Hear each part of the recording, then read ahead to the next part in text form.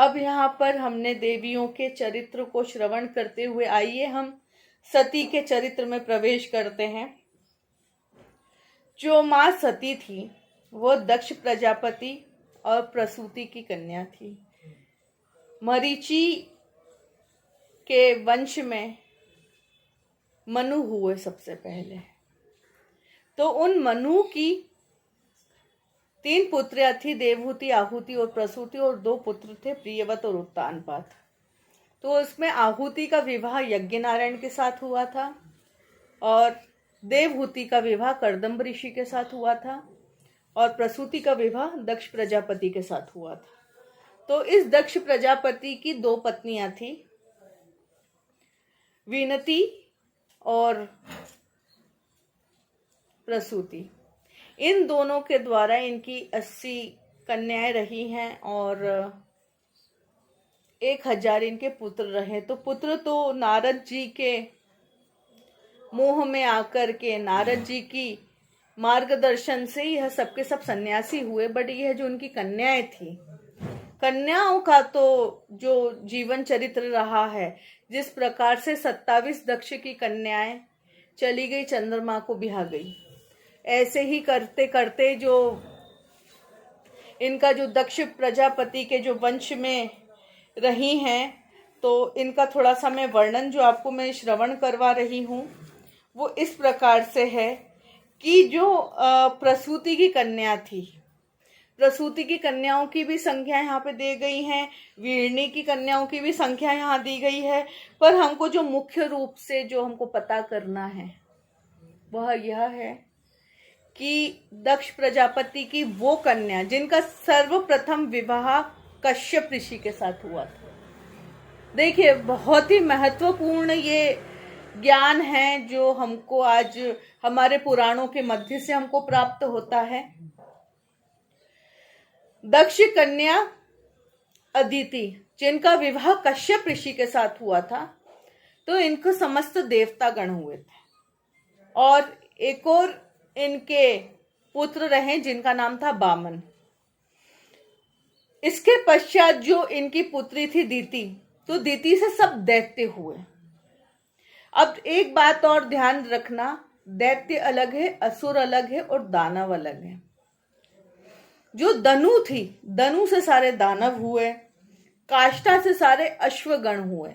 अश्वगण कैसे, आपने जो कैटेगरी देखी है अश्वों की, एक खच्चर होता है, एक गधा होता है, एक घोड़ा होता है, एक ज़ेब्रा होता है, एक जिराफ होता है। तो जितने भी अश्वगण हैं ये सब काष्ठा नाम की कश्यप ऋषि की पत्नी से उत्पन्न हुए और अनिष्ठा नाम की पत्नी से सारे गंधर्व गण ने जन्म लिया। और जो सुरसा थी, सुरसा से सारे राक्षस गण हुए। हम सुंदरकांड में पढ़ते हैं ना, सुरसा नाम अहि के ही माता। तो वो जो सुरसा थी, यह कौन थी? यह दक्ष कन्या थी और कश्यप जी की पत्नी रही। जैसे जैसे सुरसा बदन बढ़ावा तासु दून कपि रूप दिखाई, जो चौपाई आती है ना सुंदरकांड में, तो यह जो सुरसा है ना, यह कश्यप जी की पत्नी है। तो इनके जितने भी पुत्र हुए वो सब के सब राक्षस गण हुए। तो देखिए, दैत्य अलग है, दानव अलग है और राक्षस अलग है। हमेशा ध्यान रखना, जैसे गंधर्व अलग है, गंधर्व गाने वाले, किन्नर बजाने वाले, और जो अप्सराएं हैं वो नृत्य करती हैं। हमको इनकी उपमा, इनकी उपाधि और इनका जो कर्म है हमको हमेशा याद रखना आवश्यक है।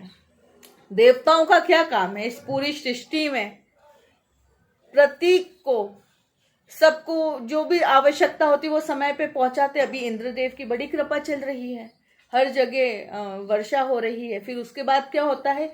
ग्रीष्म काल में अग्नि देवता की कृपा रहती है। अगर अग्नि नहीं आएगी तो बादल कैसे बनेंगे, तो हमारी वर्षा कैसे होगी? ऐसे इसके साथ में जैसे वरुण देव हैं, इंद्रदेव हैं, अग्निदेव हैं, सभी देवताओं का एक अपना अपना ऋतुकाल होता है। उस समय आते हैं। बसंत ऋतु में कामदेव के द्वारा समस्त फूल खिल उठते हैं। तो ऐसे ही जिस प्रकार से देवता हैं, ऐसे ही दैत्य लोग हैं और दानव हैं। और ऐसे ही राक्षस हैं। बस यह जो तीनों के तीनों जो हैं वो एक ही कैटेगरी के हैं, पर हमको इनसे बस एक ही कार्य को ग्रहण करना चाहिए, एक ही कार्य सीखना चाहिए, वो है पुरुषार्थ करना। अब ये पुरुषार्थ का अर्थ क्या हुआ? पुरुषार्थ का अर्थ है नित्य निरंतर कार्य करते रहना, कभी भी किसी कार्य में विश्राम नहीं देते, कार्य करते ही रहते हैं। अब कैसे कि इन्होंने यहाँ पर हत्या कर दी, स्वर्ग पे चढ़ाई कर दी। अब बेचारे जो देवताओं को जो स्वर्ग मिला हुआ है, जो स्वर्ग संपत्ति जो देवताओं को मिली हुई है, तो हमेशा इनको भय बना रहता है कि हमारे ऊपर कोई भी दैत्य आकर के कोई हमला नहीं कर दे। पर जीत हमेशा देवताओं की होती है, क्योंकि उनके कार्य अच्छे हैं और उनके ऊपर जो देवताओं की कृपा है वो सदैव बनी रहती है। और इला नाम की कन्या से सारे वृक्ष हुए, अब पीपल, बरगद और जितने भी ये जो वृक्ष वगैरह है ना, ये कैसे हुए? इला नाम से, कि कश्यप पत्नी से। ऐसे ही करके आगे चल के एक कथा आती है नागों की और गरुड़ भगवान की। तो गरुड़ भगवान की जो माँ है, इनका नाम है विनता, और कद्रू नाम की जो कश्यप पत्नी है, दक्ष पुत्री है, इनके सारे पुत्र हुए हैं नाग। अब एक छोटी सी कथा है, बड़ी आनंदित करेगी। एक समय की बात थी जब विनता ने देखा कि मेरी अन्य बहनों को कश्यप ऋषि के द्वारा अनेकों अनेक पुत्र हुए, तो यहाँ पर विनता ने भी कश्यप ऋषि से आग्रह किया कि कृपया करके आप मुझे ऐसे पुत्र दो जो भगवान के निकट हो, भगवान की उन पे असीम अनुकंपा हो और जो भगवान की सेवा में तत्पर रहे। तो इनके इतने अच्छे वचन सुन करके कश्यप ऋषि बड़े प्रसन्न हुए। तो कश्यप ऋषि की कृपा से विनता माँ के गर्भ से 2 अंडे हुए। तो वह 2 अंडे को उन्होंने सहज के एक स्थान पर रख दिया और उनका पालन पोषण करने लगी कि कब फटेंगे तो उनसे से उनके पुत्र उत्पन्न होंगे। अब यह देखकर जो कद्रू माँ थी वह उनसे ईर्ष्या करने लगी और वह अपने पति के समक्ष गई और अपने पति से बोलती कि देखो, आपने विनता को तो पुत्र कामना हेतु आपने उनका गर्भ सुसज्जित कर दिया, अब मुझे भी पुत्र चाहिए, तो मुझे भी आप ऐसे पुत्र दो जिनका भी पूरे विश्व में, पूरी सृष्टि में नाम हो। तो कश्यप ऋषि ने कहा कि देखो, तुमने विनता के अभिमान में विनता को दिया है, तो उसकी नकल में आपने पुत्र कामना करी है, तो आपके जो पुत्र तो होंगे पर वह इतने शुद्ध नहीं होंगे जितने शुद्ध विनता के पुत्र होंगे। तो अब कामना हेतु कद्रू माँ को भी गर्भ से एक अंडा उत्पन्न हुआ और कद्रू माँ भी उस अंडे को बड़े प्रेम से, बड़े सहजता से, बड़े वात्सल्यता से उसका पालन पोषण करने लगी। समय उपरांत कद्रू माँ का जो अंडा था वह फूटा और उसमें से 1000 प्रकार के सर्प गण उत्पन्न हुए। देखिए, जब उन्होंने उनकी देखा देखी करना चाहिए ना, तो उसका फलस्वरूप क्या रहा? उस अंडे में से 1000 प्रकार के सर्प निकले। अब ये सर्प कौन थे? तक्षक नाग, वसुकी नाग और क्या कालिया नाग, कितने प्रकार के नाग है, एनोकोंडा, कोबरा, हरा नाग, पीला नाग, हर प्रकार के नागी नाग उसमें से निकले। अब वह नाग निकलते से सब इधर उधर, पूर्व पश्चिम उत्तर दक्षिण दिशा में सब फैल गए। अब यह देख करके विनता माँ को ने पता किया कि मतलब मेरे पश्चात विनता माँ के गर्भ में से अंडा उत्पन्न हुआ और उनका अंडा पहले फट पड़ा और मेरा अंडा नहीं फटा। तो अब क्या किया, विनता माँ ने एक अंडे को उठाया है और एक अंडे को ले जाकर के जमीन पे फेंक दिया। अब क्या हुआ, उन्होंने फेंका, अपने आप तो फूटा नहीं था ना, तो उसमें से अरुण भगवान का प्रादुर्भाव हुआ। अब जो अरुण भगवान थे, तो उनका पूरा जो शरीर था वह कमर तक बन गया था और उनके पैर नहीं बन पाए थे। तो इसके पश्चात जन्म लेते से ही अरुण भगवान ने अपनी माँ विंता को श्राप दे दिया कि माँ, आपने मेरे पूरे शरीर को विकसित नहीं होने दिया और इसके आपने विकसित नहीं होने के चक्कर में मेरे पैर नहीं बन पाए और मैं पूरा जीवन में बिना पैर के रहूंगा। और अब मैं आपको श्राप देता हूं कि जाकर के तुम उसी कद्रू माता की दासी बन जाओ जिसकी ईर्ष्या से तुमने हमें को मेरे समय के पूर्व ही आपने मुझे जन्म दिया। तो क्या हुआ था, जो अरुण भगवान का जो जन्म था वो समय के पूर्व हुआ, तो उनके शरीर का जो विकास था वो पूर्ण रूप से नहीं हो पाया, पर कि चूंकि उनके माता के भाव पवित्र थे, उस भाव से कश्यप ऋषि से कहती थी कि जो मेरे पुत्र हो वो भगवान के सेवक हो, भगवान के दास हो। तो अरुण भगवान गए हैं और जाकर के सूर्य नारायण के सारथी बन गए। तो उनका जो पूरा शरीर है वो कमर तक है, उनके पैर नहीं है। इस प्रकार से जो माँ विंता थी वो कद्रू माँ की दासी बन गई। अब समय हुआ, समय उपरांत जो दूसरा अंडा था वह अपने आप फूट गया और दूसरे अंडे फूटते से ही यहाँ पर गरुड़ भगवान का प्रादुर्भाव हुआ। बोलिए गरुड़ भगवान की जय। अब यह जो गरुड़ थे, गरुड़ ने जन्म लेते से ही माँ विंता से कहा कि हे माँ, बताइए मेरे लिए क्या आज्ञा है, आपने मुझे जन्म किस प्रयोजन हेतु दिया है, मेरा क्या कार्य रहेगा। तो अब जाकर के वहां पर विंता माँ कहती है कि देखो, तुमसे एक तुम्हारा बड़ा भाई भी है जिसका नाम है अरुण।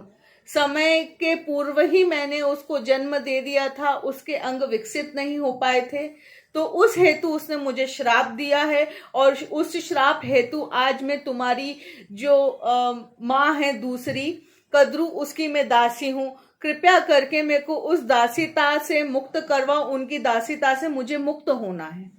तो अब यहाँ पर गरुड़ भगवान ने भी अपने मस्तिष्क का, अपने ज्ञान का प्रयोग किया। तो अब इनकी माताओं की मैं दासीता को किस प्रकार से मुक्त करवाऊं। तो देखा कि यह जो उनके भाई हैं, जो सर्पगण, उनके पास गए और उनसे कहते हैं कि देखिए, जो मेरी माँ है तुम्हारी माँ की दासी है, कृपया करके आप ऐसा कुछ प्रयोजन करो कि तुम्हारी माँ मेरी माँ को अपनी दासीता से मुक्त कर दें। तो वहां पर जितने भी सर्पगण हैं वह गरुड़ भगवान से कहते हैं यह तो बहुत सरल सी बात है, बस आपको एक हमारे लिए कार्य करना होगा। आपके कुछ भाई लोग हैं, दीति माता के पुत्र देवतागण, उनके पास में अमृत कलश है, आप कृपया करके वह अमृत कलश ला करके आप हमें दे दीजिए। अब जब जैसे ही हमको हमारे पास में अमृत कलश आ जाएगा तो हम हमारी माँ से तुम्हारी माँ की दासीता मुक्त करवा देंगे। तो इस हेतु अमृत को पाने के लिए गरुड़ भगवान गए हैं सीधे इंद्र के पास में स्वर्गलोक। अब सर्प तो उड़ नहीं सकते थे, गरुड़ भगवान उड़ करके गए हैं और अपने भाइयों से आग्रह किया कि देखिए, मैं भी तुम्हारा भाई हूँ, अपन दोनों के पिता एक हैं, तो इसमें भेदभाव लड़ाई कैसी, कृपया करके जो आपके पास में अमृत कलश है वो आप हमें दे दीजिए। तो अब यहाँ पर देवताओं ने कहा कि यह अमृत कलश आपके जन्म के पूर्व हमने समुद्र मंथन से प्राप्त किया है। इस अमृत को पाने के लिए बहुत ही हमने प्रयत्न करे थे। भगवान विष्णु जी ने तो कश्यप रूप धर करके मिंद्राचल पर्वत को अपनी पीठ पे लांदा था, वसु की नाग की तो मथनी बनी थी। अब हम ये आपको अमृत कलश नहीं दे सकते। एक दो बार बड़े प्रेम से आग्रह करने के भी पश्चात इंद्र आदि देवताओं ने वह अमृत कलश गरुड़ भगवान को नहीं दिया। अब गरुड़ भगवान को नहीं दिया तो वहां पर गरुड़ भगवान ने इंद्र के साथ में युद्ध प्रारंभ कर दिया। युद्ध में इंद्र को परास्त करके गरुड़ भगवान ने वह अमृत कलश को सीधे लेकर के आए हैं इस मृत्युलोक पे, और मृत्युलोक पे आते से ही सर्प के हाथ में देने के पूर्व उनसे कहा है कि देखिए, यह है अमृत कलश, मैं स्वर्ग से लेके आ गया हूं, पर अब आप पूर्व में मेरी माँ को आप मुक्त करें तुम्हारी माँ की दासीता से, तो मैं ही यह कलश आपके हाथ में दूंगा। अमृत कलश को देख करके तो क्या हुआ, सारे सर्पों ने जाके अपनी माँ कद्रू से विनय किया कि हे माँ, कृपया करके आप विंता माँ को अपनी दासीदादा से मुक्त करें। अब यहाँ पर विंता माँ पूर्ण रूप से मुक्त हो गई और जाकर के अपने भवन में गई है, और कद्रू माँ भी बड़ी प्रसन्न हुई कि मेरे पुत्रों की आग्रह पर गरुड़ ने अमृत लेके आए हैं, और यह वरदान कद्रू माँ ने, नागों की माँ कद्रू ने गरुड़ भगवान को दिया है कि देखिए अब तुमसे जीवन भर जो मेरे पुत्र हैं वो डर के रहेंगे और इनके अब से तुम बड़े भाई समान ही रहोगे। तो क्या होता है, जो चील को देख करके सांप डरता है ना, और ऊपर से देख लेता कहाँ सर्प है, तो ऐसे ही करके जब अमृत कलश गरुड़ भगवान के हाथ में था और वहां पर जो सर्पगण थे वो भी कहने लगे कि पहले हम अमृत पाएंगे, हम अमृत पाएंगे। तो गरुड़ भगवान ने कहा कि देखिए तुम जो सर्प जाति है, पता नहीं कितने पशु पक्षी जीव जंतुओं का आहार लेती है, तुम सबके सब पापी हो, तो कृपया करके पहले अपने पापों का प्रायश्चित करो, पहले अपने आप को पवित्र करो, पहले यज्ञ हवन आदि करके आप अच्छे किसी पवित्र नदी या सरोवर में स्नान करके आओ, उसके पश्चात ही यह अमृत आप पाइए। तो अब सभी सर्प जातियों ने उनकी बात को मान करके तो क्या हुआ, अब गरुड़ भगवान ने कहा कि ये देखिए सबसे पवित्र कुशा आसन है, इस कुशा आसन के ऊपर मैं ये अमृत कलश को रख रहा हूं और आप जाओ पहले पवित्र होके आना, उसके पश्चात ही आप इस अमृत को पान करना। ऐसा करके गरुड़ भगवान वहां से चले गए। अब गरुड़ भगवान की भक्ति देखो, अमृत कलश स्पर्श तो कर लिया, स्वर्ग से लेके मृत्यु लोक पे भी लिया है, पर उसने ग्रहण नहीं किया। यह देख करके, यह भक्ति देख करके, यह निष्ठा देख करके भगवान विष्णु जी ने उनको अपना वाहन के रूप में स्वीकार कर लिया, और उस दिन से भगवान जो विष्णु जी थे वो गरुड़ पे सवार हैं। तो प्रत्येक के अपने अपने वाहन हैं। ऐसे ही माँ जब लक्ष्मी जी विष्णु जी के साथ होती तो गरुड़ पे जाती, और अकेले जाती है तो उल्लू के ऊपर जाती है। ऐसे ही जब सारे के सारे सर्प वंश, सर्प जाति स्नान ध्यान करके आई, उतने में क्या हुआ, वहां पर कलश उनको नहीं दिखा। अवसर पाकर के भी इंद्र स्वर्ग से मृत्यु लोक पे आए हैं, और आते से जहां पर गरुड़ भगवान ने अपने पवित्र हाथों से उस कलश, अमृत कलश को रखा था, वहां से लेकर के वह निकल गए। और अब सर्पों को लगा कि देखिए इस स्थान पे अमृत कलश रखा था, तो यह बात तो सत्य है कि यहाँ पर अमृत की 2-3 बूंदे भी गिरी होंगी।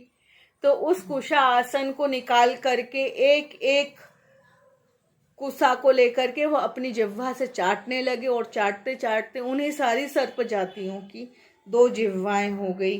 तो इसलिए मनुष्य को भी इस कहानी से, इस कथा से हमें यही शिक्षा मिलती है कि हमें मनुष्य जाति को एक ही जिह्वा का होना चाहिए, 2 जिह्वा का नहीं होना चाहिए।